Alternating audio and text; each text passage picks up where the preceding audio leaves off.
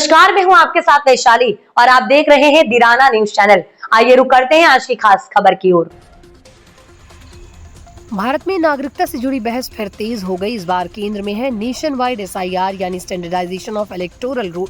ये योजना चुनाव आयोग द्वारा शुरू की गई ताकि पूरे देश में मतदाता सूची को एक समान बनाया जा सके, लेकिन इस पहल से केरल में हड़कंप मच गया।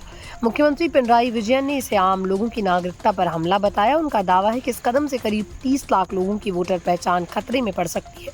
तो आखिर ये SIR और क्या, और केरल में इसे लेकर इतनी हलचल क्यों आई, ये जानते हैं पूरी कहानी। केरल के मुख्यमंत्री पिनराई विजयन ने बुधवार को एक सर्वदलीय बैठक बुलाई, जिसमें विपक्षी दल भी शामिल हुए। इस बैठक में तय किया गया कि राज्य सरकार चुनाव आयोग के इस कदम को अदालत में चुनौती देगी। विजयन का कहना है कि SIR के नाम पर केंद्र सरकार राज्य की मतदाता सूची पर नियंत्रण करना चाहती है। इससे संघीय ढांचा कमजोर होगा और लोगों की नागरिकता पर संदेह खड़ा किया जाएगा।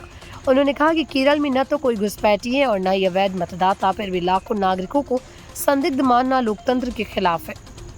राज्य सरकार के अनुसार SIR लागू होने पर करीब 30 लाख लोगों की वोटर ID की दोबारा जांच होगी।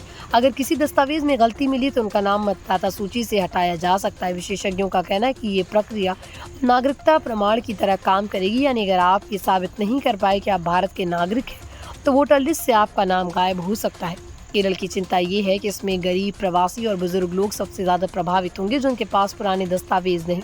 विपक्षी दलों का कहना है कि ये कदम NRC और CAA जैसे विवादों की याद दिलाता है। उनका आरोप है कि केंद्र सरकार के इशारे पर चुनाव आयोग नागरिकता की एक नई जांच शुरू कर रहा है। वहीं केंद्र और आयोग का कहना है कि ये दावा पूरी तरह गलत है। आयोग ने साफ कहा कि SIR का मकसद केवल डुप्लीकेट वोटरों को हटाना है, न कि किसी नागरिक की पहचान पर सवाल उठाना। देश के सबसे बड़े लिखे राज्यों में से एक केरल में अगर नागरिकता पर डर बैठ जाए तो ये पूरे देश के लिए चिंता की बात है। सवाल सिर्फ मतदाता सूची का नहीं बल्कि नागरिक भरोसे का है। SIR की सच्चाई चाहे जो भी हो, लेकिन जब सरकार और जनता के बीच भरोसा कमजोर पड़ता है तो लोकतंत्र की जड़ें हिलने लगती हैं। अब देखना होगा कि मामला अदालत में किस दिशा में जाता है और क्या केरल के 30 लाख लोगों को अपने ही देश में अपनी पहचान साबित करनी पड़ेगी।